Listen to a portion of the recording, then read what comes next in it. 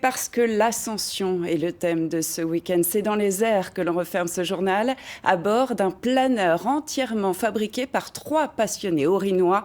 Des milliers d'heures de travail pour réaliser ce très bel appareil. Stéphane Gaudry, Vincent Lémiel ont eu la chance de monter à bord. On regarde.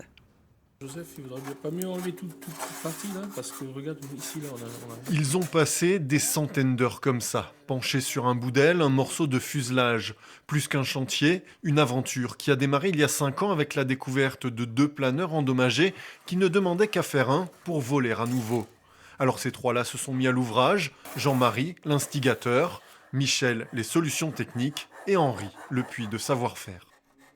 C'est des techniques des gens de 60 ans, quand j'avais 17 ans, qui me l'ont apprises. Donc, entre-temps, ça n'a pas évolué, sauf que les produits qu'on met en œuvre sont meilleurs et qui tiennent beaucoup mieux que ce qu'on avait à l'époque. Donc, ça m'a remis, si vous voulez, 50 ans en arrière. Des défis techniques en pagaille et 3500 heures de travail plus tard, Nemo est sorti de l'atelier le 8 mars dernier pour son vol inaugural. Quand il était derrière le remorqueur, que j'étais pas dedans, hein, puisque c'était Jean-Marie avec un autre instructeur, et ils ont décollé, j'ai fait « ouais, c'est bon, ça marche, ils volent ». Et donc tout de suite derrière, je l'ai essayé aussi, hein, et c'était vraiment du plaisir, quoi. Aujourd'hui, quand je le vois voler, quand je le vois se poser, je dis « waouh, magnifique ».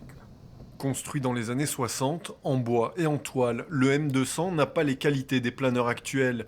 Il vole presque 2 fois moins loin, mais le plaisir de le piloter n'est pas à chercher du côté des performances. Voler avec une machine ancienne, c'est faire de l'old-timer. Pourquoi est-ce que des gens achètent des voitures et roulent avec alors qu'ils ont des Ferrari? C'est parce que c'est plus ancien, ça réagit différemment. C'est une machine qu'on a restaurée. Voilà, c'est l'aboutissement en fait de 4 ans de travail.